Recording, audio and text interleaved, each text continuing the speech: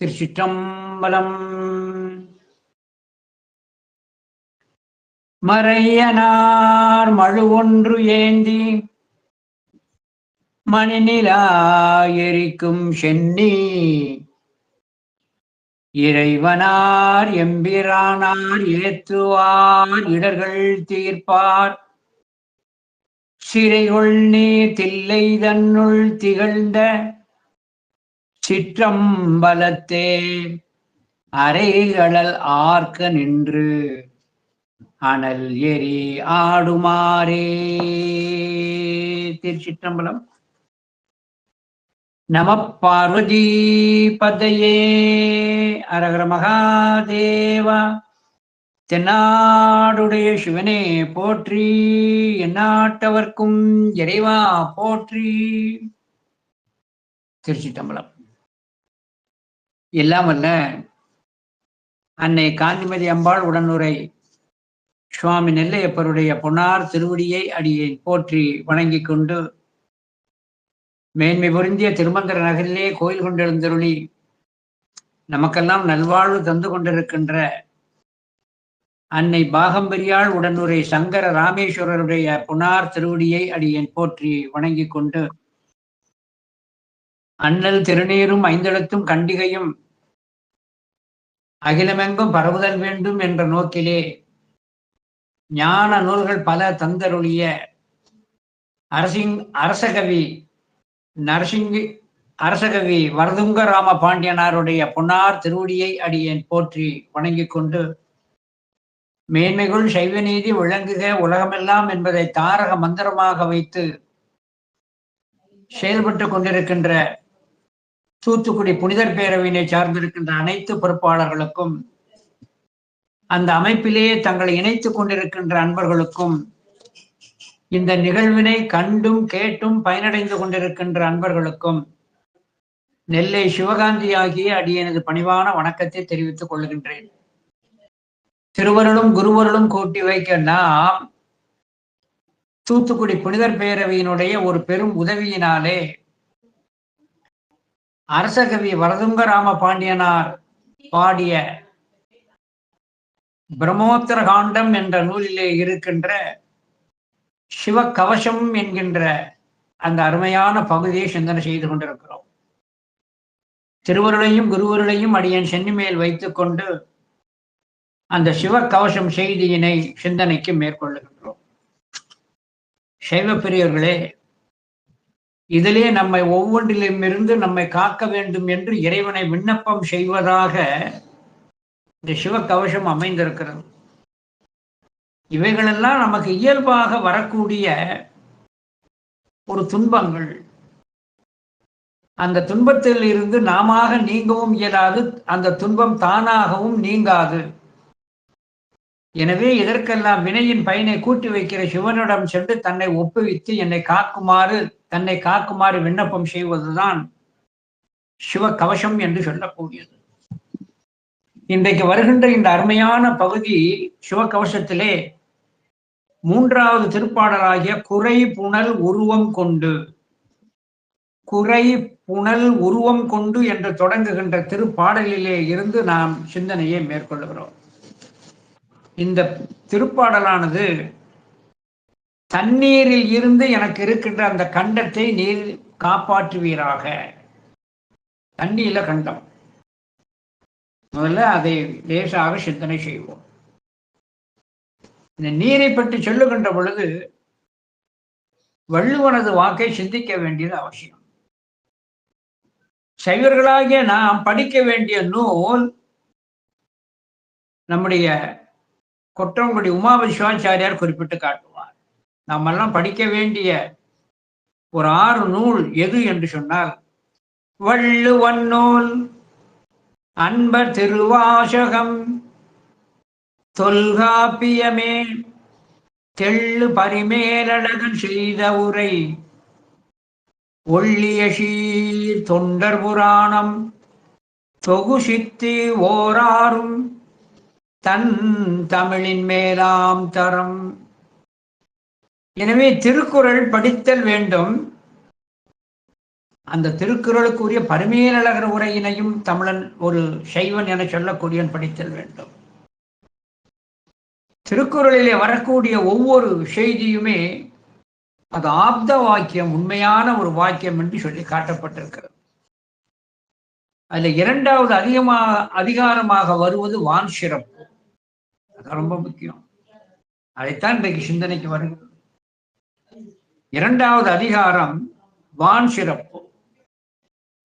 ஏன் கடவுள் வாழ்த்துக்கு பின்னே வான் சிறப்பை வைத்தார் என சொன்னால் அதற்கு விளக்கத்தை பரிமேலழகர் எழுதுகிறார். அக்கடவுளது ஆணையால் உலகமும் அதற்கு உறுதியாகிய அறம் பொருள் இன்பங்களும் நடத்துவதற்கு ஏதுவாகிய மழையினது சிறப்பு கூறுதல். ஆக இந்த வான் சிறப்பு என சொல்லக்கூடியது அறம்பொருள் இன்பம் நடத்துவதற்கு ஏதுவானதும், இது இறைவனது ஆணையினால் இது நிகழ்கின்ற காரணத்தினாலே இந்த வான் சிறப்பு என்ற அதிகாரத்தை வைத்திருக்கிறார் என்று அழகாக அங்கே குறிப்பிட்டு காட்டுகிறார். இந்த வான் சிறப்பு என்பதனுடைய ஒரு பெரிய ஒரு உண்மை என்னவென்பதை நாம் வான்புகள் வள்ளுவன் வாக்கிலே வைத்து நாம் சிந்தனை செய்வோம். இந்த உலகிற்கு மலைதான் ஆதாரமாக திகழ்கிறது.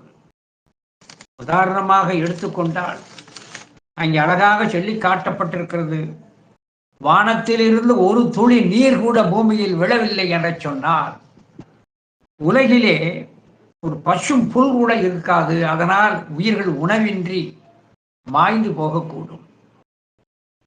இந்த தேகத்தினுடைய தன்மை, மாயாகாரியமாகிய இந்த தேகத்தினுடைய தன்மை உண்பது, உறங்குவது, இறை தேடுவது, இன்ப துன்ப நிகழ்ச்சி.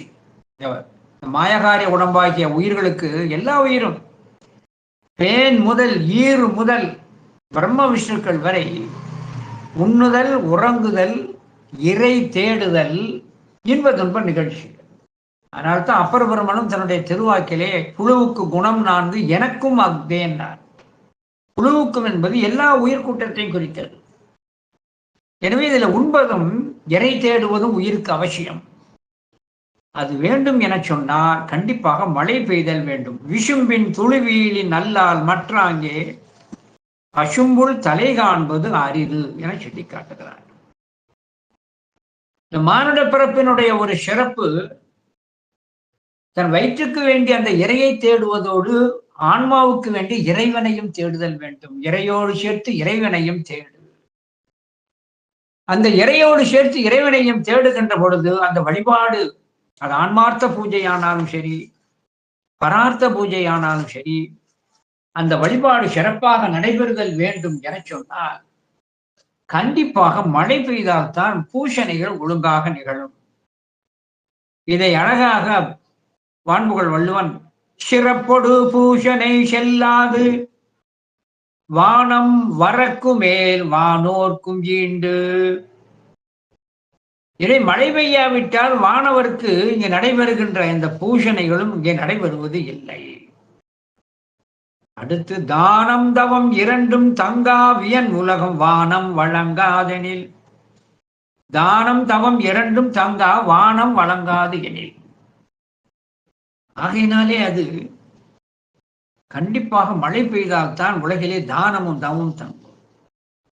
சுருக்கமாக சொன்னால் நீரின்றி அமையாது உலகு எனில் யார் யாருக்கும் வான் இன்றி அமையாது ஒழுக்கு. எவ்வளவு மேலானவர்களுக்கும் நீரின்றி அவர்களுக்கு வாழ்வு இல்லை. அந்த நீரின் ஒழுக்கும் மழை பெய்தால்தான் கிடைக்கும். எனவே மழை என்பது அவ்வளவு அவசியம் என்று சொல்லி காட்டப்பட்டிருக்கிறது. உயிர்களுக்கு உணவுக்கு வேண்டியது உணவுப் பொருளுக்கும் தண்ணீர் தேவைப்படுகிறது. அந்த உண்ணுகின்ற பொழுது உணவாகவும் தண்ணீர் தேவைப்படுகிறது. அதுக்கு மழைதான் ஆதாரம். துப்பார்க்கு துப்பாய துப்பு ஆக்கி துப்பார்க்கு துப்பாய தூவும் மழை. உண்கின்ற நமக்கு உணவுப் பொருட்களை உண்டாக்குவதற்கும் உண்பவர்களுக்கு தானும் ஒரு உணவாக இருந்து உதவுவது இந்த மழை என்று சொல்லப்படுகிறது. எனவே இந்த மழை என சொல்லக்கூடிய ஒன்று இருக்கிறது, அது அவசியம். எனவே இந்த மழை என சொல்லக்கூடியது உயிர்களுக்கு இந்த நீர் என்பது அவசியம் என்ற காரணத்தினாலே தான் உயிர்களுக்கு நீரை கொடுப்பதற்கு இறைவனானவன் கங்கையை கொடுத்தருளினார். இன்றைய சிறப்பு சிந்தனையாக கங்கையை பற்றிய ஒரு செய்திகளை லேசாக நினைவிட்டுக் கொள்கிறோம். ஏன்னா கங்கை பற்றி செய்தியை தெரிந்தால்தான் இன்றைய சிந்தனைக்குரிய சிவகவச பாடலுடைய பொருள் நமக்கு தெரிய வரும். அயோத்தியிலே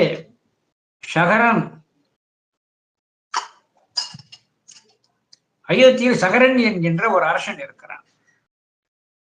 அந்த சகோதரனுக்கு, அந்த சகரன் என்கின்ற அந்த அயோத்தி அரசனுக்கு கேசினி சுமதி என்ற 2 பட்ட மகரிஷிகள்.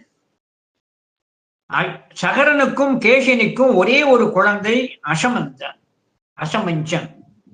இவன் துஷ்ட குழந்தை. தன்னோட விளையாடி கொண்டிருக்கின்ற, தன்னுடைய தோழமையோடு விளையாடி கொண்டிருக்கின்ற குழந்தைகளை எல்லாம் தூக்கி அங்கே யமுனை நதியிலே போட்டு விடுவான்.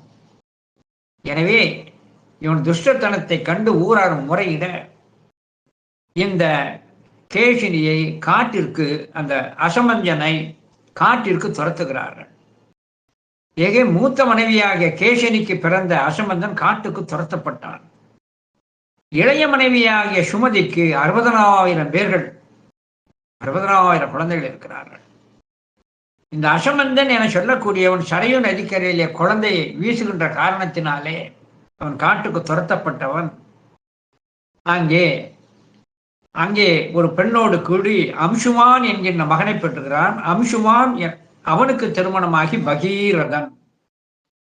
எனவே சகரனுக்கு பேரன் பகீரதனாக இருக்கிறான். ஒரு சமயத்திலே சகரன் என சொல்லக்கூடிய அரசனானவன் தன்னுடைய நாட்டிலே மழைவளம் குன்றிவிட்டது. அதாங்க ரொம்ப முக்கியம். மழைவளம் குன்றிய காரணத்தினாலே சகரனானவன் அஸ்வமேத யாகம் செய்வதற்கு மேற்கொள்ளுகிறான். அப்படி அஸ்வமேத யாகம் செய்கின்ற பொழுது அந்த விடப்பட்ட அந்த குதிரை, அஸ்வமேத யாகத்துல அந்த அரசனுக்கு உரிய குதிரையை அலங்காரம் செய்து பூமியை வலம் வரும்படி செய்ய வேண்டும். அதை யாரேனும் வீரம் இருந்தால் வேற்று நாட்டு அரசர்கள் அதை பிடித்துக் கொள்ளலாம். பிடித்தால் போர் செய்துதான் அந்த அஸ்வமேத குதிரையை மீட்டல் வேண்டும். அந்த குதிரை திரும்பி வந்த பின்புதான் யாகத்தை தொடங்க வேண்டும். எனவே அந்த சம்பிரதாயப்படி தன்னுடைய அரச குதிரையினை அலங்கரித்து பூமியில விடுகிறார். அப்பொழுது இந்த சகரனானவன் அஸ்வமேத யாகத்தை முடித்து விட்டால் இந்திர பதம் அடைந்து விடுவான். இப்போது இருக்கிற இந்த இந்திரன், தற்போது இருக்கிற அந்த இந்திரனானவன் தன்னுடைய பதவி போய்விடும் என்பதற்காக இந்திரனானவன் ஒரு அசுர வடிவத்தை எடுத்து சகரன் விடுத்த அந்த குதிரையை அவன் சிறைபிடித்து அவன் இந்த பூமியில் எந்த இடத்திலே இந்த குதிரையை வைத்தாலும் சகரன் கண்டுபிடித்துவான் என்பதற்காக பாதாள லோகத்திலே சென்று கபில முனிவர் தவம் செய்திருக்கின்ற தவச்சாலையின் முன்னே ஒரு மரத்திலே கட்டி போட்டு விட்டான். தான் அனுப்பிய குதிரை காணவில்லை என்று சகரன் உலகமெங்கும் தோடுகிறான். எல்லா இடமும் தேடுகிறான். ஒரு இடத்திலும் தன்னுடைய குதிரை காணவில்லை.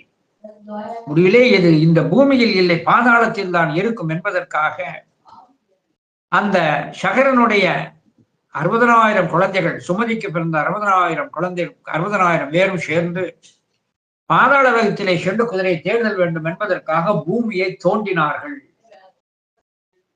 அந்த சகர மன்னனுடைய புத்திரர்களாக 60,000 பேர் தோண்டிய அந்த பள்ளம் தான் இன்று கடல். எனவே தான் கடலுக்கு சகரம் என்ற ஒரு பெயர் உண்டு.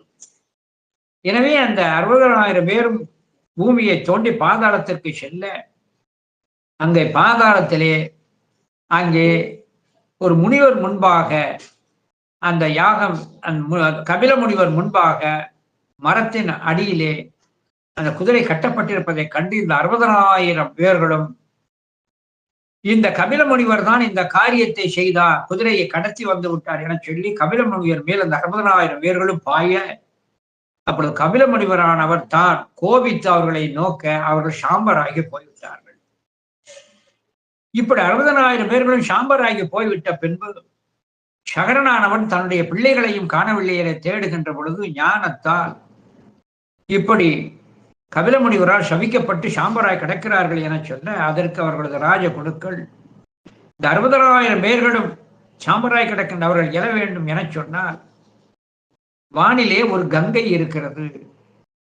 அந்த கங்கை பூமிக்கு வந்தால் கங்கை நீர் பூமிக்கு வந்தால் இந்த சாம்பரில் பட்டால் இந்த 60,000 பேர்களும் சாம்பராக இருந்தவர்கள் எழுவார்கள் என சொல்கிறார். இந்த கங்கை என்பது என சொன்னார், முன்னொரு சமயத்திலே நம்முடைய சுவாமியானவர் அம்பாளுக்கு ஞானோபதேசம் செய்து கொண்டிருக்கிறார்.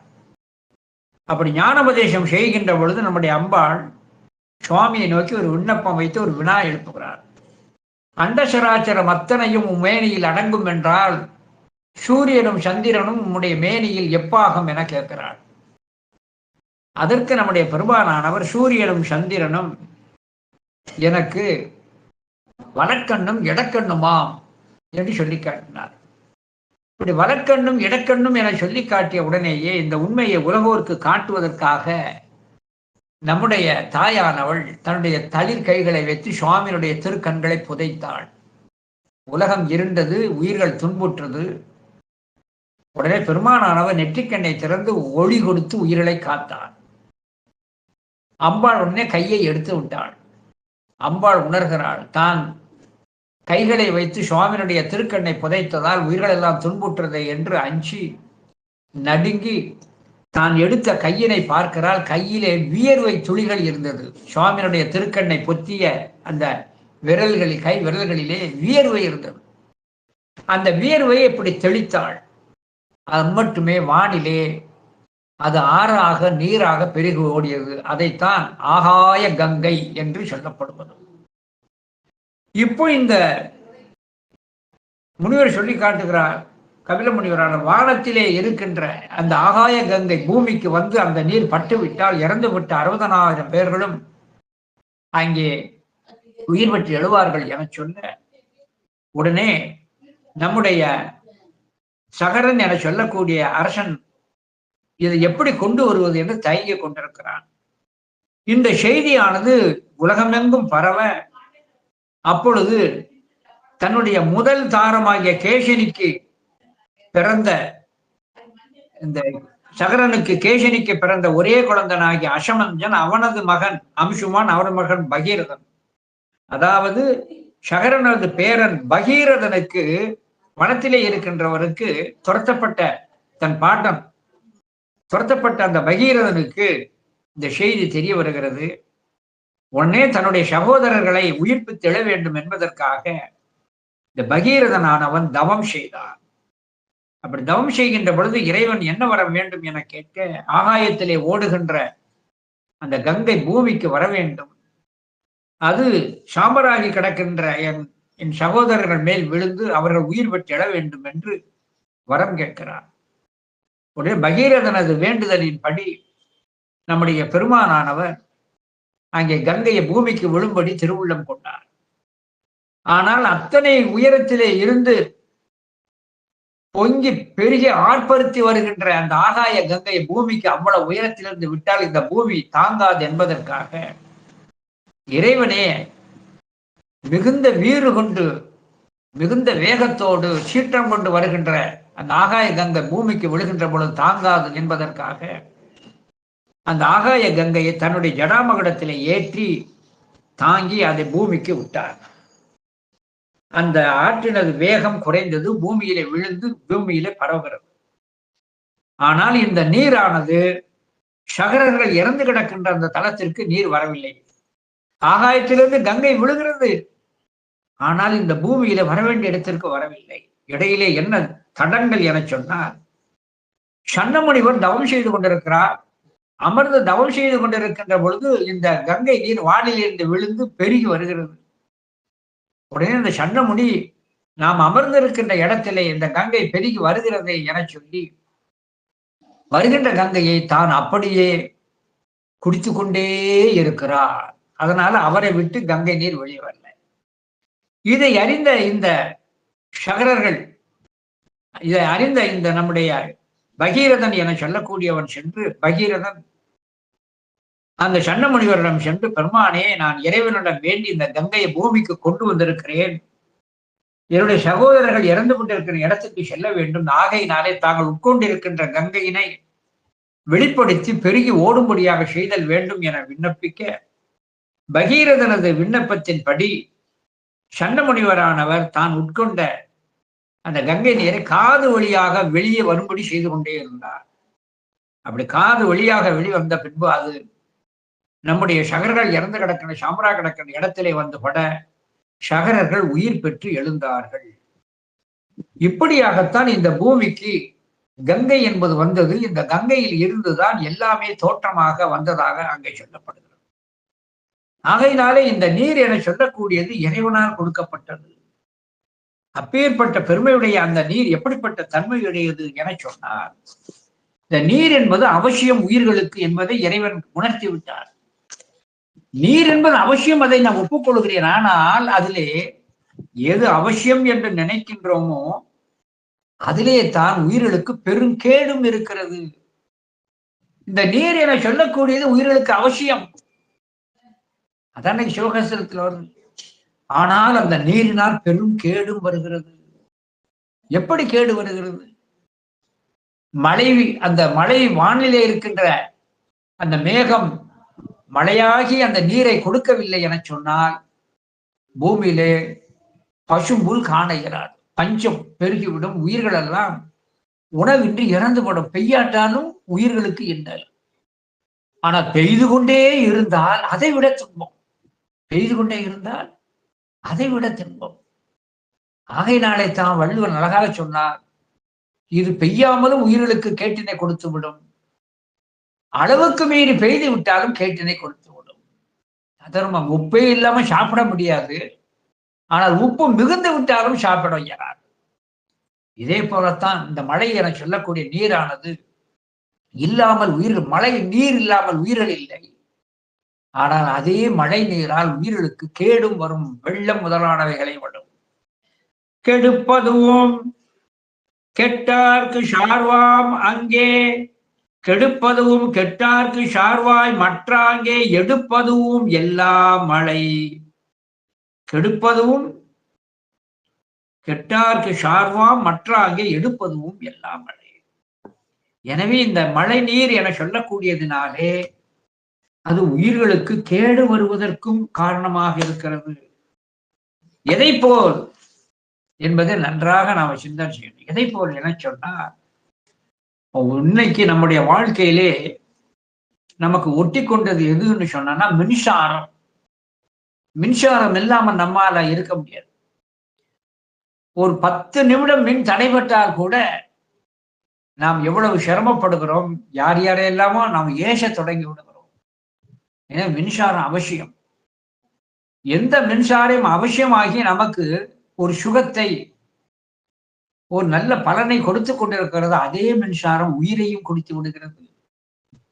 எத்தனையோ இடங்களிலே நடக்கின்ற தீ விபத்துக்களுக்கு மின்சார கசிவு, மின்சார கோளாறு என்றெல்லாம் அங்கே சொல்லி காட்டுகிறார்கள் இல்லையா? எனவே மின்சாரத்தை அவசியமானதுதான். ஆனால் மின்சாரத்தால கேடும் இருக்கிறது. ஒரு உதாரணத்துக்கு நான் சொல்றேன். கையாள வேண்டிய முறையிலே கையாளாவிட்டால் அது உயிரை பறித்தல் மற்றும் பொருட்சேதங்களை நிறைய ஏற்படுத்தும். ஆகையினாலே இதைவிட மேலாக மழை என்று ஒன்று வந்து விட்டது என சொன்னால், வெயில் காலம் கோடை வருகிறதுன்னா அரசாங்கம் ஒன்றும் செய்யாது. மக்களே அங்க இருந்து சில சைவ அமைப்புகள் அங்க இருந்து நீர்ப்பந்தலை அமைத்து இந்த கோடையை சமாளித்து விடலாம். ஆனா மழைக்காலம் வருகிறது என சொன்னால் அரசாங்க இயந்திரம் 24 மணி நேரம் வேலை பார்க்கிறது. அதுக்கு ஒரு தனியாக கட்டுப்பாடு அறை இருக்கிறது. தங்குவதற்கு உரிய ஒரு இடத்தை ஏற்பாடு பண்ண வேண்டியிருக்கிறது. உணவுக்கு ஏற்பாடு பண்ண வேண்டியிருக்கிறது. அணை நீர்மட்டத்தை உன்னிப்பாக கவனித்துக் கொண்டே இருக்க வேண்டியது. வானிலை அறிவிப்பை கொடுத்து கொண்டே இருக்க வேண்டியது. எத்தனையும் செய்தும் கூட அந்த மழை நீரினாலே எத்தனையோ உயிர்களும் பலியாகுகிறது. ஆகையினாலே இந்த நீர் எவ்வளவுதான் மனிதனுக்கு அவசியம் என்று ஒன்று இருந்தாலும் கூட அந்த நீரினாலே துன்பம் உண்டு. அந்த நீரினுடைய ஒரு தன்மை என்னவென்று சொன்னால், அது தானாக அறிந்து ஒருவர் தண்ணிக்குள்ள விழுந்தாலும் உயிர் போயிடும், அறியாம விழுந்தாலும் உயிர் போயிடும். அது குறிப்பா குப்புற விழுந்துட்டுனா உயிர் போயிடும். இன்னும் நம்ம பார்க்கிறோம் எத்தனையோ இல்லங்கள்ல வீட்டுல தொட்டியில தண்ணி பிடிச்சு வச்சிருப்பாங்க, குழந்தை குப்புற விழுந்து உயிர் போயிடுது. எனவே இந்த நீரிலே வீழ்ந்து உயிர் போகக்கூடும். ஆகையினாலே நீரினால் எனக்கு துன்பம் வராமல் காப்பீராக என சொல்லி நம்முடைய அரசகவி வரதந்தராம பாண்டியனார் சிவகவசத்திலே அழகாக விண்ணப்பம் செய்கிறார். குறைவுணல் உருவம் கொண்டு கூழ்தொரும் பயன்கள் நல்கி தரையிடை உயிர்கள் யாவும் தளர்ந்திடா வண்ணம் காப்போன் நிறை நிறை முகில்கள் ஈண்டி நெடுவரை முகட்டில் பெய்ய விரை புனல் அதனுள் வீழ்ந்து விழிந்திடாது எம்மை காக்க. முதல் 2 அடிகளும் உயிர்களுக்கு சிவம் செய்கின்ற பேருபகாரம். அடுத்து நிகழக்கூடாத ஒரு துன்பம் நிகழ்வுகளிலே ஒன்று நீரில் மூழ்குதல். அந்த நீரிலே மூழ்கி விடாதபடி எம்மை காப்பீராக என சொல்கிறார். இறைவன் புகழ முதல்ல சொல்றார். குறை புனல் உருவம் கொண்டு, குறைபுணல் உருவம் கொண்டு, கண்காட்டு முதலானும் கனல் காட்டு கையானும் பெண்காட்டு உருவானும் பெரைகாட்டு சடையானும் பண்காட்டு இசையானும் பயிர்காட்டும் புயலானும். பயிர்காட்டும் புயலான். புயல் என்பது கருமேகத்தை குறிக்கிறது. பயிர்கள் செழித்த வேண்டும், உயிர்கள் செழித்தல் வேண்டும் என சொன்னால் அவன் கருமேகமாக திரண்டுதான் மழை பெய்தல் வேண்டும். சொல்லிப்பார் மழையை அப்பர் பெருமான் திருத்தாண்டகத்திலே சொல்லி காட்டுகிறார்.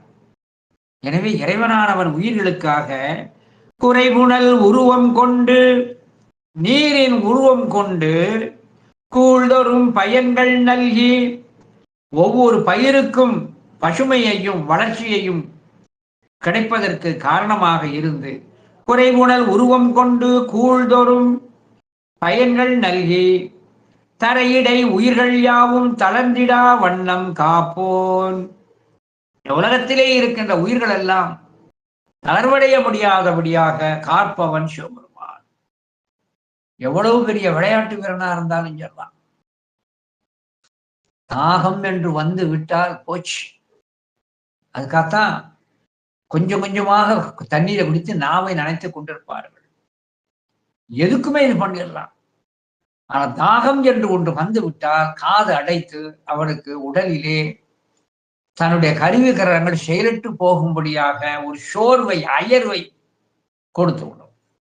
ஆகையினால்தான் தரையிடை உயிர்கள் யாவும் தளர்ந்திடா வண்ணம் காப்போம். அவன் நீராக இருந்து உயிர்களுக்கு அங்கே புத்துணர்ச்சியை கொடுக்கின்ற அந்த பெருமான். அப்ப நீரினுடைய அவசியத்தை இங்க அழகாக சொல்லி காட்டுகிறார். குறைவுணல் உருவம் கொண்டு கூழ்தொரும் பயன்கள் நல்கி தரையிடை உயிர்கள் யாவும் தளர்ந்திடா வண்ணம் காப்போன். இதனால உயிர்களுக்கு பயன் தருவது அவனால் வர கொடுக்கக்கூடிய நீரார். பயனை சொல்லிட்டார்.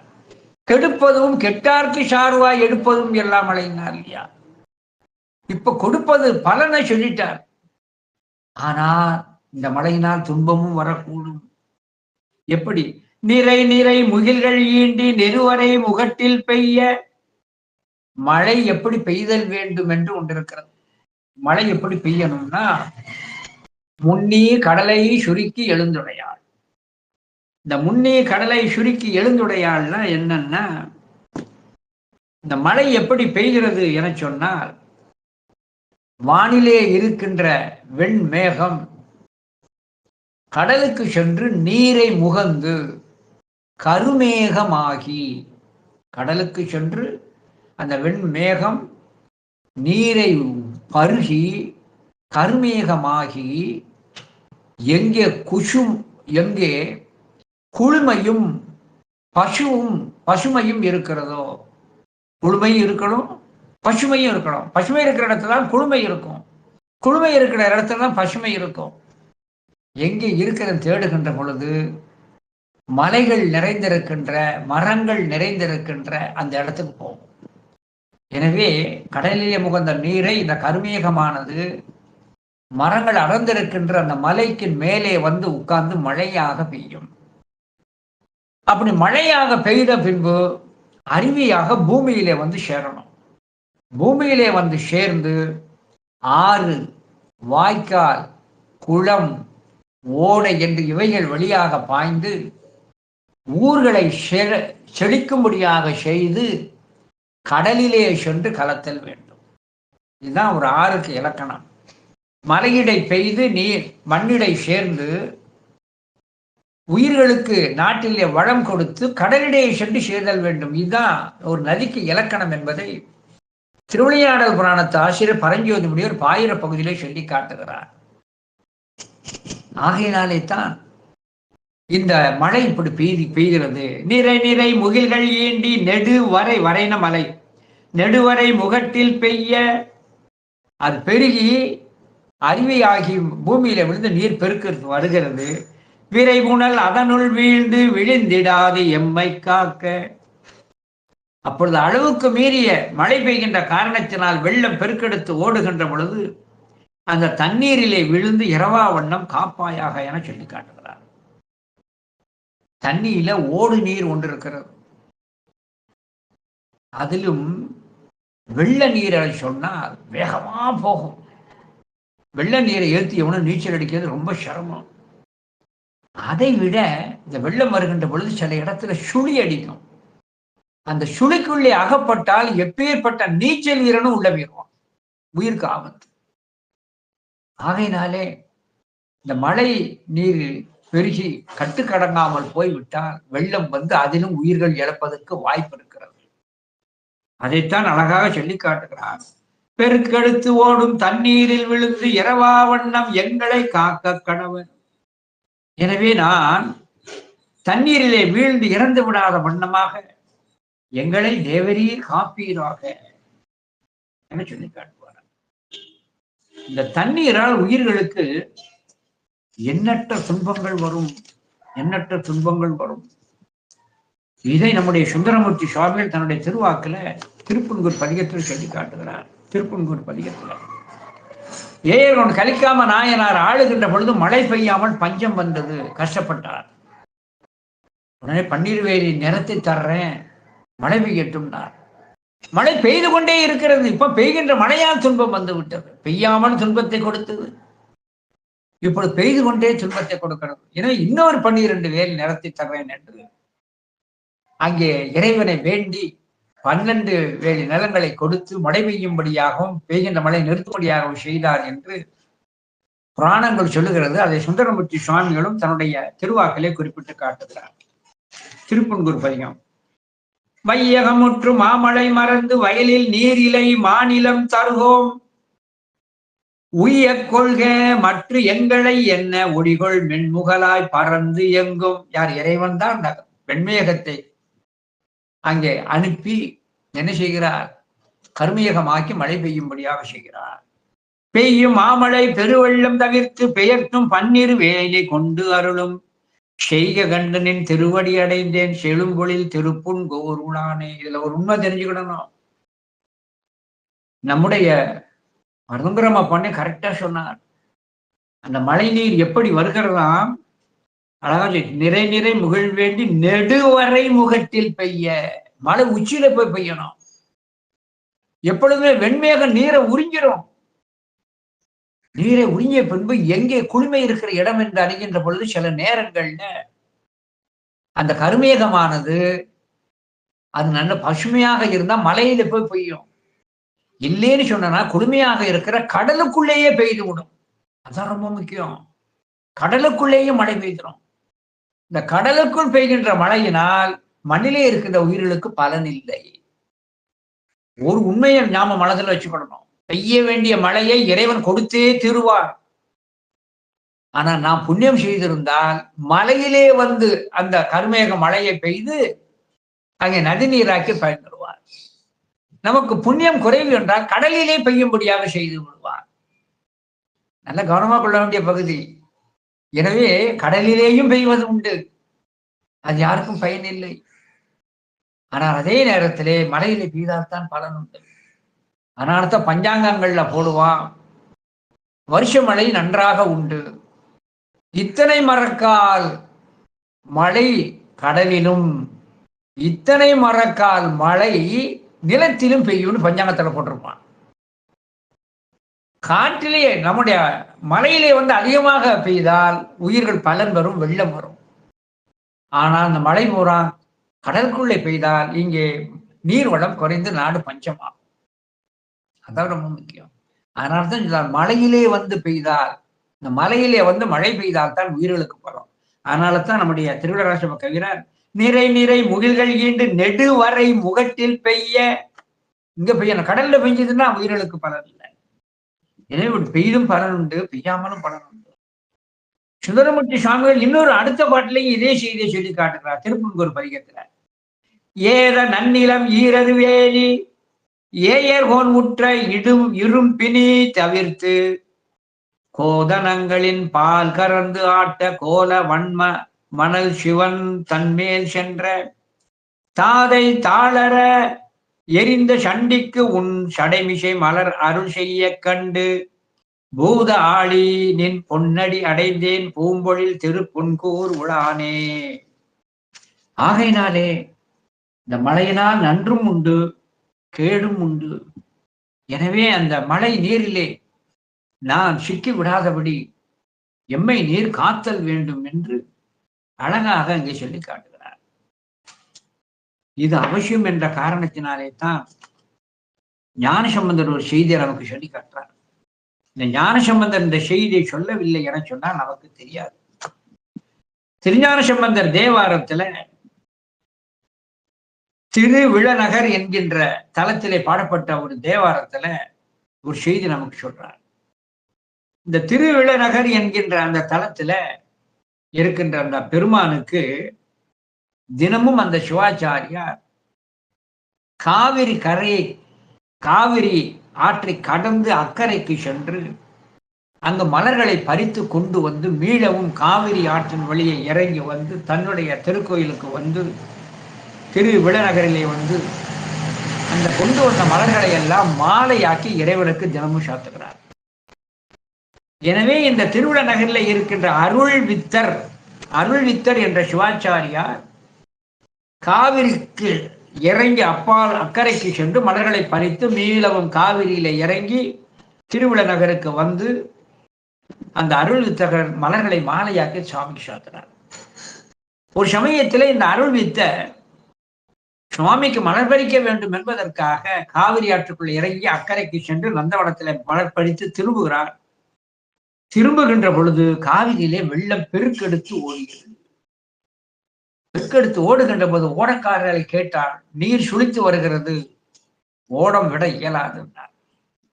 ஆனால் அருள்வித்தரோ எப்படியும் நாம் செல்ல வேண்டும், மலர்களை கொண்டு இறைவனை சாத்துதல் வேண்டும், உரிய காலத்திற்கு செல்ல வேண்டும் என்று அவருடைய கடமை தொண்டு அந்த உணர்வு தூண்ட தூண்ட எப்படியும் அக்கறை செல்லுதல் வேண்டும் என்பதற்காக ஆர்வத்தின் மிகுதியினாலே பூங்கூடையினை தன் தோளிலே இப்படி போட்டுக்கொண்டு தண்ணீருக்குள்ளே இறங்கினார்.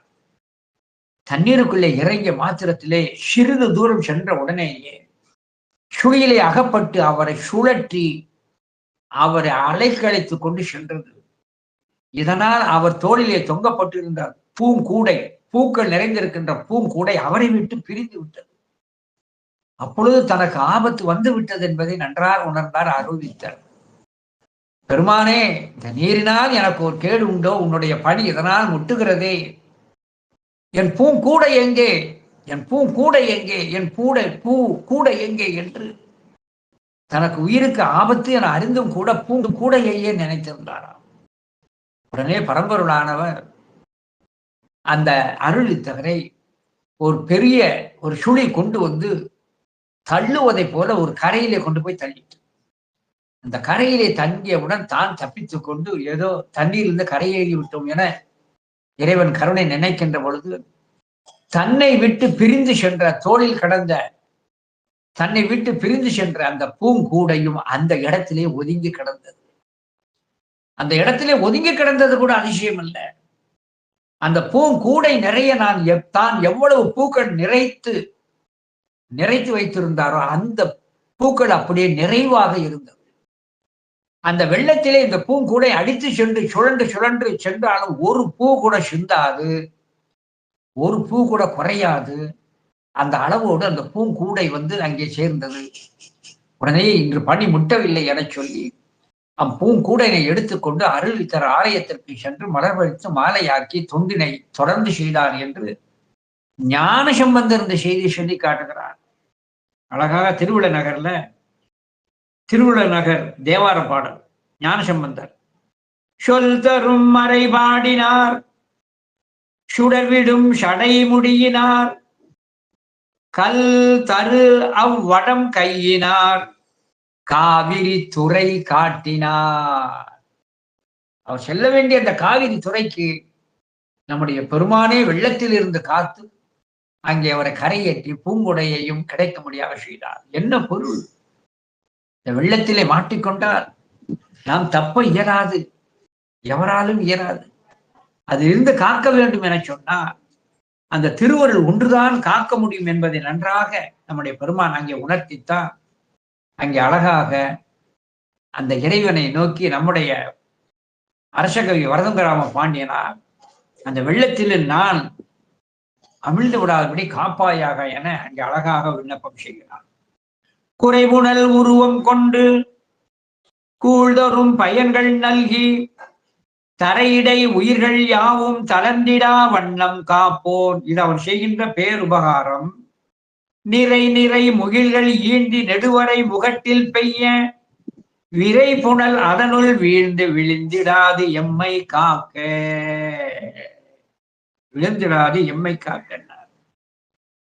அடுத்த திருப்பாடல். இந்த அடுத்த திருப்பாடல் என்னவென்று சொன்னார், யுகாந்தரத்துல என்ன நடக்கும்ங்கிறத அழகா சொல்லி காட்டுகிறார். அருமையான நூல்ங்க. இதை நான் நல்ல சுவைத்த காரணத்தினாலே தான் யாம் பெற்ற இன்பம் பெருகையும் வையகம்ங்கிறதுக்கா அந்த நூலை சொல்லணும்னு நினைக்கிறேன். அந்த யூலி காலம் எப்படி நடக்கும்னு சொன்னான்னா, சுவாமியானவர் தன்னுடைய திருக்கண்ணை, அது இமையாது இருக்கின்ற திருக்கண், என்ன செய்வாரா, இந்த ஊழிக்காலம் வருகிறது, இந்த உலகை நொடித்தல் வேண்டும், ஒடுக்குதல் வேண்டும் என்று திருவுள்ளம் கொண்டால் இப்படி கண்ணை லேசா சிமிட்டிடுவாராம். கண்ணை சிமிட்டின உடனேயே ஆழ் கடலுக்குள் பெண் குதிரையின் வடிவத்தில் இருக்கின்ற வடமுகாக்கினி என சொல்லக்கூடிய அந்த குதிரை வெளியே வந்துடும். வெப்பத்தை கக்கும், பூமியெங்கும் பரவும். அந்த வெப்பத்திலிருந்து என்னை காப்பாற்றி விடு, அதான் ரொம்ப முக்கியம். அந்த வெப்பத்திலிருந்து என்னை காப்பாற்றி விடு. அடுத்தார் போன அந்த வெப்பத்தின் காரணத்தினாலே கடலுக்குள் இருக்கின்ற நீரானது பொங்கி நிலத்தை வந்து அது அப்படியே நிறைத்து விடும். அந்த கடல் நீர் பொங்கி நிலத்திலே வந்து, இது ஞானசம்பந்தர் தேவாரத்திலே சொல்லப்பட்டிருக்கிறது. இரு நிலனது புனலினில் வண்டிதரம்பார். இந்த பூமியும் கடல் நீரால் அங்கே ஆக்கிரமிக்கப்படும், கொள்ளப்படும். அந்த நீரினாலும் எனக்கு என்ன வருதல் கூடாது, இந்த கடல் நீரினாலும் எனக்கு துன்பம் வருதல் கூடாது. எனவே அந்த ஊழிக்காலத்தில் வீசுகின்ற அந்த வெம்மை காற்றினாலும், அடுத்தபடியாக கடல் நீர் கொந்தளித்து நீரை அதை கொள்ளுகின்ற பொழுது நான் அந்த கடல் நீராலும் எனக்கு பங்கம் படாமல் காப்பாயாக என்று அழகாக சொல்லி காட்டுகிறார். கடையுகம் தன்னில், சிவகவசம், கடையுகம் தன்னில் எல்லா உலகமும் கடவுள் தீயால் அடலை செய்து அமளை தாளம் அரைதர நடிக்கும் ஈசன் இடைநெறி வளை தாபத்தில் எரிதரு சூறை காட்டில் தடைபடாது எம்மை இந்த தடங்கடல் உலகில் காக்க. எவ்வளவு செய்திகள் அடக்கி சொல்லியிருக்கிறார். கடையுகம் தன்னில் எல்லா உலகமும் கடவுள் தீயால் அடலை செய்து, ஊழிக்காலத்தின் முடிவிலே இந்த உலகை எல்லாம் ஒடுக்குவதற்காக நம்முடைய பெருமான் அக்னியினால் அங்கே அடலை செய்து, அக்னி காற்று வீசும்படியாக செய்து அங்கே உயிர்களுக்கு துன்பத்தை கொடுப்பார். அது என்னை தாக்கி விடாதபடி செய்யும். அப்பொழுது சுவாமி என்ன செய்வாராம், அமலை தாளம் அறைதர. அப்பொழுது இறைவனானவர் நடிக்கும் ஈசன், அம்பாளானவர் தாளம் போட, கைத்தாளம் போட நம்முடைய சுவாமியானவர் நடம் செய்கின்ற அந்த பெருமான் இடை நெறி வடைதாவத்தில் எரிதரு சூறை காற்றில், அந்த ஊழிக்காலத்தின் முடிவிலே வீசுகின்ற அந்த அனல் காற்று சூறை காற்றிலும் இருந்து என்னை காப்பவராக எரிதரு சூறை காற்றில். அந்த சூறை காற்று எரிதல், இந்த வெப்ப அலைகள் வீசி உயிர்கள் போய்விடும். கூட சில நாட்களுக்கு முன்பாக கூட இந்த சஹாரா பாலைவனத்துல வெப்பக்காற்று வீசி எத்தனை பேர்கள் குடிப்பதற்கு ஒரு சொட்டு நீர் இல்லாமல் எத்தனையோ உயிர்கள் அங்கே ஒடுங்கியதுங்கிற செய்திகளை பார்க்கிறோம். இன்னொரு செய்தியை சொல்றேன். இன்னொரு செய்தி, கரிகால சோழன் அவள் அம்மை, அவனை பெற்ற அம்மை சூழ் கொண்டிருந்தான். சூழ் கொண்டிருக்கின்ற பொழுது ஒரு சிறு சிவ அபராதம் செய்ததற்காக அவள் அரண்மனை விட்டு வெளியேற்றப்பட்டாள். அது ஒரு வினையின் காரணத்தினால தன்னுடைய ராஜாங்கத்தை விட்டு திறந்து சூழ் கொண்டிருக்கின்ற அந்த அரசியானவள் அப்படியே வனாந்தரமா போய் கொண்டிருக்கிறாள். அப்படி துன்பத்திலே நிறைந்த சூழி சென்று கொண்டிருக்கின்ற பொழுது ஒரு பெரிய சூறை காற்று ஒன்று வந்தது. அந்த சூறை காற்று ஆனது இந்த கர்ப்பமுடைய நிறைசூழியாகிய இந்த அரசியை தூக்கி சுழற்றி பெரிய ஓடிக்கொண்டிருக்கிற ஆற்றுக்குள்ள போய் தள்ளிட்டு, காவிரி ஆத்துல போய் தள்ளிட்டு, சுரக்காத்த ஆளையே தூக்கி போட்டுட்டு, அது யாருன்னா அப்படி தூக்கி போட்ட உடனே ஆத்துக்குள்ள கடந்து தத்தளிக்கிறான் அந்த அம்மை. அப்பொழுது அந்த கரையிலே செங்கல் சோலை பக்கத்துல ஒரு குயவன் ஒருவன் தண்ணீர் எடுக்க வருகின்ற பொழுது ஆற்றிலே பெண் தத்தளிப்பதை கண்டு அந்த குயவன் அந்த பெண்ணை கைப்பற்றி யார் என்று கேட்கிறதோ அரசமாதேவி என அறிய தன்னுடைய இல்லத்திற்கு அழைத்து சென்று மனைவியை வைத்து அந்த அரசிக்கு பிரசவம் பார்க்கிறான். அந்த பிரசவம் பார்க்கிற போது அந்த குழந்தை வளர்ந்து வருகின்ற பொழுது அபரிமிதமான பலம். ஒரு பெரிய மரத்தை பிடுங்கி போட்டிருந்தான், பனைமரத்தை பிடுங்கி போட்டிருந்தான், ஒரு பெரிய பாறையை அசைத்து தள்ளியிருந்தான். இதோட அபரிமிதமான பலம் இருக்கக்கூடாது என்பதற்காகத்தான் அந்த குயவன் அந்த குழந்தையினுடைய காலிலே விறகு எரிந்து கிடக்கின்ற அந்த கரிக்குச்சியை எடுத்து இக்குழந்தைக்கு ஒரு யானை பலம் குறையட்டும், இந்த குழந்தைக்கு ஒரு யானை பலம் குறையட்டும்னு ஒவ்வொரு கோடா போட்டானா. அப்படி அந்த குயவனால் கரிக்குச்சியினால் வைத்து காலிலே கோடு போட்டு பலத்தை குறைத்தானா. அப்படி காலிலே கரிக்கோடு போட்ட காரணத்தினாலே அவனுக்கு கரிகால சோழன் என்று வந்ததாக ஒரு செய்தி அங்கே சொல்லுகிறது. இது எதுக்கு சொல்றேன்னா, ஒரு பெரிய சூறக்காத்து தான் அவளை தூக்கி காத்துக்குள்ள போட்டுது. தண்ணீர்லையும் அவளால் நிக்க முடியல. எனவே அங்கே குயவன் காப்பாற்றியதை போல அங்கே திருவிழநகரிலே அந்த அருள்தரை காப்பாற்றியதை போல எம்மை இந்த வெம்மை காற்றிலிருந்து இதுவும் காப்பாற்றுவையாக என அழகா சொல்லி காட்டுகிறார். இடைநெறி வளைதாபத்தில் எரிதரு சூறை காற்றில் தடைபடாது எம்மை இந்த தடங்கடல் உலகில் காக்க. இந்த பெரிய உலகிலே என்னை நீர் காப்பாக, தீ வெப்பத்துடன் கொண்ட சூறை காட்டினால் நான் தடைபடாமலும் பெரிய கடல் சூழ்நிலை உலகத்தில் நான் அந்த கடலால் நீர் அமிழ்ந்து விடாதபடியும் என்னை நீர் காப்பீராக என சொல்லி அழகாக அங்கே சொல்லி காட்டுகிறார். எனவே இத்தனையும் நமக்கு நம்மையும் மீறி நாம் மீள முடியாத துன்பங்கள் என்று அழகாக அங்கே சொல்லி காட்டுகிறார். அடுத்துதான் இந்த சிவகவசத்தை எடுத்ததற்கு முக்கிய காரணமே என்னன்னா, அடுத்து வரக்கூடிய பாடல்கள். இந்த அடுத்த வரக்கூடிய பாடல்கள் எது என்று சொன்னார், சகலீகரத்து சதாசிவமூர்த்தி இருக்கிறார் அல்லவா, அந்த சதாசிவமூர்த்தியினுடைய 5 முகத்தை சிறப்பித்து அந்த 5 முகங்களும் உயிர்களுக்கு செய்கின்ற பேருபகாரம் என்ன, அந்த 5 முகங்களும் உயிர்களுக்கு செய்கின்ற பேருபகாரம் என்ன, அந்த பேருபகாரம் செய்கின்ற அந்த 5 முகங்களும் தன்னை எப்படி காத்தல் வேண்டும் என்று ஒரு விண்ணப்பம் பண்றார். அதான் ரொம்ப முக்கியம். இந்த நூல் எடுத்ததோட நோக்கம் எல்லாம் சைவ நூல் பல நூல் படிக்கணும்னு சொல்றது காரணம் இதுதான்.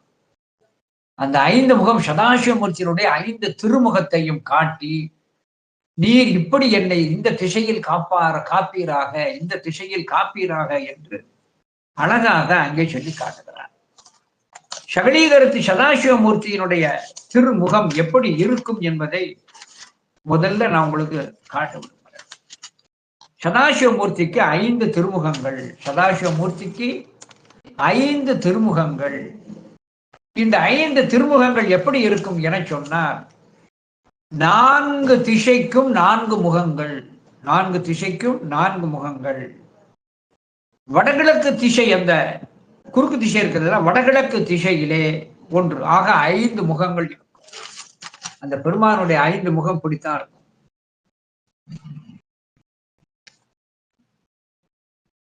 நான்கு திசைக்கு 4 முகம். அந்த வடகிழக்கு திசையில ஒரு முகம் இருக்கும். ஆக 4 திசைக்கு 4, வடகிழக்கு திசை, இதுதான் ஈசான திருமுகம்னு பேர். இந்த வடகிழக்கு திசையிலே இருக்கிற இந்த ஈசான முகம் மட்டும் எப்படி இருக்குன்னா ஒரு முகமா இருக்காது. இதை கவனமா பார்க்கணும். இந்த ஈசான திசையில இருக்கிற அந்த முகம் ஒரு முகமா இருக்குது. அந்த ஒன்று 5 முகமாக இருக்கும். மற்ற எல்லாத்துக்கும் ஒவ்வொரு முகம்தான் உண்டு. எல்லாத்துக்கும் ஒவ்வொரு முகம்தான் உண்டு.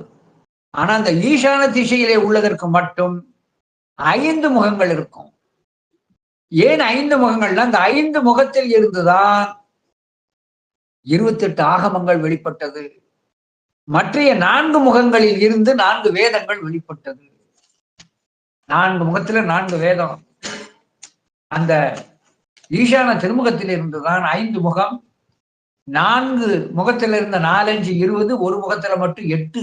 ஆக 28, 28 ஆகமங்கள் இந்த ஈசான திருமுகத்திலே இருந்துதான் இது வெளிப்பட்டது. இதையெல்லாம் கரும்பலைகளை எழுதி வகுப்புல அணுக்கமாக வைத்து நடத்த வேண்டிய ஒரு பாடம். இப்போ இன்றைய ஒரு செய்திக்கு அந்த 5 திருமுகங்கள் எப்படிப்பட்டது என்பதை நான் லேசாக உங்களுக்கு சொல்லி காட்டேன். இது தெரிந்தால்தான், இந்த சைவ செய்தி தெரிந்தால்தான் இந்த சிவகோஷத்துக்கு பொருள் தெரியும். 5 முகமும் எப்படி திருவாசகத்துல வருகிறதே, சிவபுராணத்துல நிறங்கள் ஓர் 5 உடையாயின்னு. அது எதை சொல்லி காட்டியது? நிறங்கள் ஓர் 5 உடையாயின்னு. நல்லூர்ல இருக்கிற பஞ்சவர்ணேஸ்வரர் என்று சொல்லி காட்டுவார்கள். அது ஏற்புடையதுதான். ஆனா நிறங்கள் ஓர் 5 உடையா என்பதற்கு சாண தண்டபாணி தேசிகர் சதாசிவமூர்த்தியினுடைய நிறத்தை கூட்டினார். சதாசிவமூர்த்திக்கு 5 முகங்களும் 5 நிறத்தோடு இருக்கிறது. இதுவெல்லாம் சர்வ ஞானத்த ஆகமத்திலே விளக்கமாக சொல்லி காட்டப்பட்டிருக்கிறது. சிவ தர்ம திருநூலையும் சொல்லி காட்டப்பட்டிருக்கிறது. இந்த 5 திருமுகங்கள் என்னென்ன நிறம் என்பதை தெரிஞ்சுவிடணும். அதனால்தான் நிறங்கள் ஓர் 5 உடையா என்று அங்கே அழகாக சொல்லி காட்டுகிறார். ஏன் ஒரு முகத்துல இப்போ நம்ம உடம்பு இருக்கிற 2 கை இருக்கிறது, முகம் இருக்கிறது, கால் இருக்கிறது, மார்பு இருக்கிறது. இந்த முகத்துல என்ன நிறம் இருக்கோ, கருப்புன்னா கருப்பா உடல் பூரா இருக்கும், சிவத்தான்னா சிவப்பா உடல் பூரா இருப்பான், புது நிறம்னா புது நிறமா இருக்கும். இந்த கை ஒரு நிறம், இந்த கை ஒரு நிறம், இந்த காது ஒரு நிறம், இந்த காது ஒரு நிறம், இந்த கண்ணை ஒரு நிறம், இந்த கண்ணை ஒரு நிறம், ஒருத்துல அந்த நிறம் வேறுபடாது. ஆனா ஒன்றாகிய திருமேனியிலே 5 திருமுகங்களும் 5 நிறங்களை உடையதாக இருக்கிறது. ஏன் என்றால் ஒரு உண்மை உன்னிப்பா கவனித்து கேட்கணும். சதாசிவமூர்த்தியினுடைய உண்மை வடிவம் பளிங்கு நிறம். பளிங்கு எப்படி சார்ந்ததன் வண்ணத்தை, சார்ந்ததன் நிறத்தை காட்டுகிறது, இதை போல இந்த 5 திருமுகங்களும் எதிரே நோக்குகின்ற அந்த திக்கு பாலகர்கள், அந்த திக்கு பாலகர்களுடைய முகம் இங்கே பிரதிபலித்து அந்த நிறங்களாக தெரிகிறது. இது சதமணிக்கோவைங்கிற நூல்ல சொல்லி காட்டப்படுகிறது. கவனமா செய்ய வேண்டிய பகுதி. அதாவது சதமணி கோயில் என்ன சொல்லுகிறதுன்னு சொன்னால், அவர் பருங்க நிற மேனிதான். ஆனால் ஏன் ஒவ்வொரு நிறமாக இருக்கிறது என சொன்னால், திசை காவலர்களுடைய முகம் இந்த பளிங்கு நேரத்தில் ஏறியது என்று அழகாக அங்கே சொல்லி காட்டுகிறார். ஆகையினாலே இந்த 5 திருமுகங்களும் என்னென்ன நிறங்கள் இருக்கிறது, என்ன வடிவத்தில் இருக்கிறது, என்னென்ன நிறம், என்னென்ன வடிவத்தில் இருக்கிறது, எந்தெந்த திசையை நோக்கி இருக்கிறது, எந்தெந்த திருமுகத்திலே எவைகள் தோன்றியது என்பதற்கு இன்னைக்கு லேச விளக்கத்தை சொல்றேன். முதல்ல ஈசான திருமுகம். ஈசான திருமுகம் இது வடகிழக்கு திசையை நோக்கி இருக்கிறது. இது ஒரு குழந்தையின் முகம் போன்று இருக்கிறது, பளிங்கு நிறமுடையதாக இருக்கிறது. இதெல்லாம் அனுஷ்டானம் பண்றவங்களுக்கு செய்தி தேவைப்படும். இந்த மந்திரங்களைத்தான் முகங்களாக வச்சு சொல்லிக்கொண்டிருக்கிறது மந்திரங்கள் தான். எனவே இந்த ஈசான திருமுகம் என சொல்லக்கூடியது வடகிழக்கு திசை நோக்கி இருக்கும், மேல் நோக்கிய முகமாக இருக்கும், சிறு குழந்தையினுடைய வடிவம் போல இருக்கும், பளிங்கு நிறம். இதில் இருந்து 28 ஆகமங்கள் வெளிப்பட்டது. 4 முகத்தில் 4, 5, 20, ஒரு முகத்துல மட்டும் 8 ஆகமம், 28 ஆகமங்கள் வெளிப்பட்டது. அடுத்து கிழக்கு நோக்கி இருப்பது தத்புருஷ முகம். இது ஒரு வாலிப பருவம் இல்லை, எவ்வளவு பருவம் இல்லை, விடலை பருவத்தினுடைய முகத்தை கொண்டிருக்கும். கோங்கம்பூவினுடைய நிறம் அந்த சிகப்பாக இருக்கும், கிழக்கு திசை நோக்கி இருக்கும். இதிலிருந்து ரிக்வேதம் வெளிப்பட்டது. அடுத்து தெற்கு நோக்கி இருக்கிறது அகோர முகம். இந்த முகமானது தன்னுடைய வலது தோளில் சாய்ந்திருப்பதை போல் தாடி உடையதாகவும் கோரை பற்கள் உடையதாகவும் காணப்படும். கரிய நிறம் உடையதாக தெற்கு நோக்கி காணப்படும். இதில் தான் யஜுர்வேதம் வெளிப்பட்டது. இதற்கு ஏன் அகோர முகம் என்று பெயர் வந்தது என சொன்னார். கோரம் என்றால் கொடியது, கோரம் என்றால் கொடியதை இல்லாமல் செய்வது. யோக்கியனுக்கு எதிர்ப்பதான் அயோக்கியம்னு சொல்றோம் இல்லையா, லட்சணத்திற்கு எதிர்ப்பதான் அவலட்சணம்னு சொல்றோம் இல்லையா. இதே போல கோரம் கொடியது, அதற்கு எதிர்மறையாக அகோரம். கொடியது ஆணவமலம், ஆணவமலம் ஆகிய கோரத்தை இல்லாமல் செய்பவர் தான் அகோரமூர்த்தி. சில பேர் அவரே கோரமா இருப்பாருங்கிற அர்த்தத்தை எடுத்துடுறாங்க. இவரால் ரொம்ப முக்கியமானது. ஆகையினால இந்த அகோரமூர்த்தி, எனவே தெற்கு நோக்கி இருக்கிற அகோரமூர்த்தி தாடி உடையதாகவும் பற்கள் உடையதாகவும் கருணினம் உடையதாகவும் தெற்கு நோக்கி இருக்கிற யஜுர்வேதம் வெளிப்பட்டது. அடுத்து வடக்கு நோக்கி வாமதேவ திருமுகம். இது ஒரு பெண்ணின் முகம் போல இருக்கும். இந்த செய்தி ஏன் சொல்றேன்னா, இது தெரிஞ்சாதான் சிவகோஷம் தெரிய முடியும். எனவே பெண்ணின் முகம் போன்று ஆபரணங்கள் அணிந்து கொண்டும் இருப்பது வடக்கு நோக்கி இருக்கிற வாமதேவ முகம். இது வெற்றிப்பூவினுடைய நிறத்தை உடையதாக இருக்கிறது. வடக்கு நோக்கி இருக்கின்ற இந்த வாமதேவத்திலிருந்துதான் சாமவேதம் அங்கே வெளிப்பட்டது. அடுத்து மேற்கு நோக்கி இருக்கின்ற சத்யோஜாதம். இது அரசன் போலவே காட்சியளிக்கும். அந்த திருமுகம் அரசன் போல் இருக்கும். வெண்மை நிறம் உடையவராக மேற்கு நோக்கி இருப்பார். அதர்வனம் வெளிப்பட்டது. இதுல ஒரு கருத்து தெரிவித்துக்கிறேன். இந்த கிழக்கு நோக்கி இருக்கிற தத்புருஷ திருமுகத்துக்குத்தான் உபச்சார ஆலயங்கள். அதனால்தான் ஆலயங்கள் பூரா கிழக்கு நோக்கி இருக்கும். தத்புருஷ முகம். இந்த ஒரு முகத்துக்கு உபச்சாரம் செய்தாலே எல்லா முகத்துக்கும் உபச்சாரம் செய்ததாக சமம். எப்படி 5 தலை நாகத்திலே ஒரு தலையை வைத்து அந்த நாகம் பால் குடித்தாலும் அது உடல் முழுதும் செல்கிறதோ, இதே போல இந்த தத்புருஷமாகிய கிழக்கு நோக்கி இருக்கின்ற முகத்திற்கு உபச்சாரம் செய்தாலே சதாசிவமூர்த்திக்கு முழுவதும் உபச்சாரம் செய்ததாக பொருள். சில இடங்கள்ல ஆலயம் ஏன் மேற்கு நோக்கி இருக்கிறது என சொன்னால், மேற்கு நோக்கி இருப்பது சத்யோஜாத முகத்திற்கு உபச்சாரம். சுவாமி திரும்பி இருக்காருன்னு சில குழந்தைகள் நினைக்கி, சுவாமி திரும்ப மாட்டார். எப்பவுமே மாறாமல் ஒரே திசையை நோக்கி தான் இருப்பார். ஆனால் மேற்கு நோக்கி இருக்கிற ஆலயத்திற்கு சத்யோஜாத திருமுகத்திற்கு உபச்சாரம் என்று அங்கே சொல்லி காட்டப்பட்டிருக்கிறது.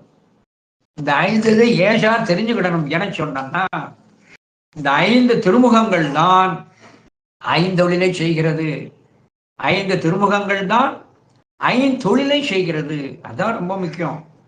இந்த 5 திருமுகங்கள் 5 சக்திகளை வைத்து அங்கே 5 தொழில் செய்கிறது.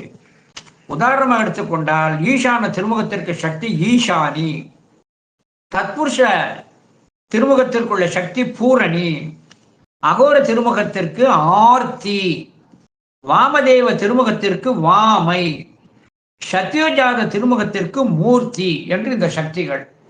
எனவே ஈசானி, பூரணி, ஆர்த்தி, வாமை, மூர்த்தி என சொல்லக்கூடிய இந்த 5 சக்திகளை வைத்துக் கொண்டு தான் ஈசானம், தத்புருஷம், அகோரம், வாமதேவம், சத்தியோஜாதம் என சொல்லக்கூடிய இந்த 5 திருமுகங்களை வைத்து அங்கே ஐந்தொழில் நடத்தப்படுகிறது.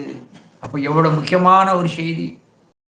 ஆகையினாலத்தை இன்ன திசையினை நோக்கி இருக்கின்ற பெருமானே அந்த முகத்தை வைத்து இன்ன திசையிலே இருந்து எனக்கு துன்பம் வராமல் காத்தல் வேண்டும் என்று நம்முடைய ஒவ்வொரு திருமுகத்தையும் சுட்டிக்காட்டி இந்த சிவ கவசத்திலே அவர் தனக்கு ஒரு விண்ணப்பத்தை வைத்து காட்டுகிறார்.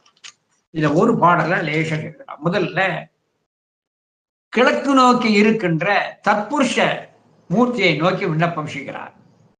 தத்புருஷ திருமுகத்தை நோக்கி கிழக்கு திசையில் இருந்து எனக்கு வரக்கூடிய துன்பங்களை நீர் காப்பீராக. ஒவ்வொரு திசையில் இருந்து வரக்கூடிய அந்த துன்பங்களை அந்தந்த திசையிலே இருக்கிற திருமுகம் என்னை காக்க வேண்டும்.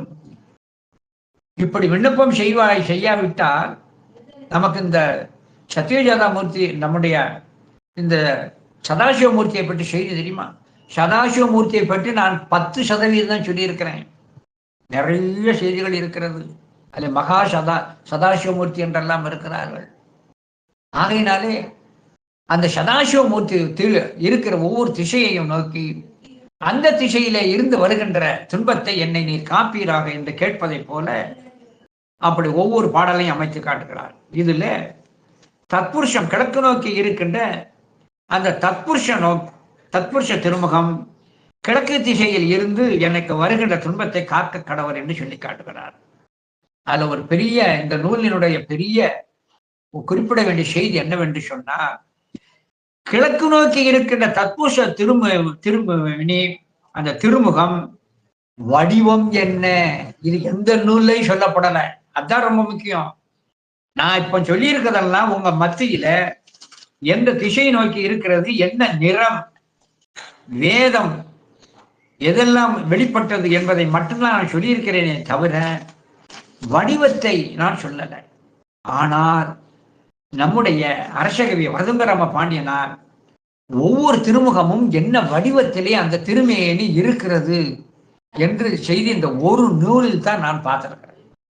இப்ப தத்புருஷ திருமேனி அது எப்படி இருக்கும் என சொன்னால், 3 திருக்கண்களையும் உடையவராய், 3 திருக்கண்களையும் உடையவராய், அந்த 3 திருக்கண்களை உடையவருக்கு 4 திருமுகங்களை கொண்டு மான் மழுவினை கையிலே தாங்குகின்றவராய், வரத அபயகரத்தை உடையவராய், மின்னலை ஒத்த அந்த திருமேனியை உடைய தத்புருஷ மூர்த்தியே கிழக்கு திசையில் எம்மை நீர் காக்க கடவர் என்று விண்ணப்பம் பண்ணுகிறார்.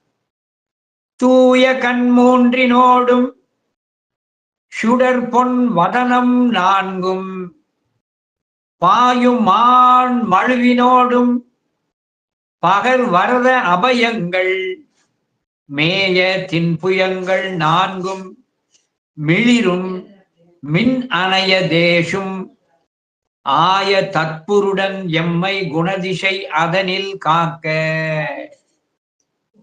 ஆக 3 கண்களை உடைய 4 திருமுகங்களை கொண்டு மான் மழு வரத அபயக்கரங்களை தாங்கி இருக்கின்ற பெருமானே, நீர் கிழக்கு திசையில் இருந்து எனக்கு வருகின்ற அந்த துன்பங்களை எல்லாம் காக்க கடவீர் என்று அங்கே விண்ணப்பம் செய்கிறார்.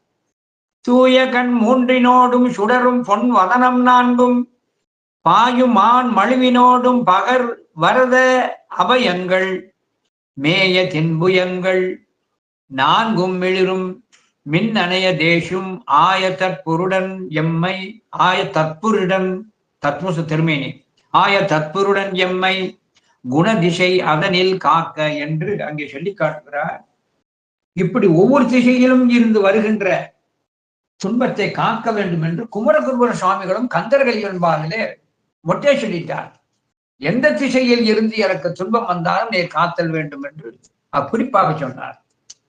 இப்படி சதாசிவமூர்த்தியை பற்றிய ஒரு அருமையான ஒரு சிந்தனை நமக்கு தூண்டுவதற்காக ஒவ்வொரு திருமுகத்தினுடைய அதனுடைய தன்மையையும் அதனுடைய வடிவத்தையும் கூறி நமக்கு சிந்தனையை தூண்டி காக்கும்படியாக விண்ணப்பம் செய்கிறார் என சொல்லி இந்த அளவிலே இன்றைய சிந்தனையை நிறைவு செய்கிறேன். நன்றி, வணக்கம், திருச்சிற்றம்பலம்.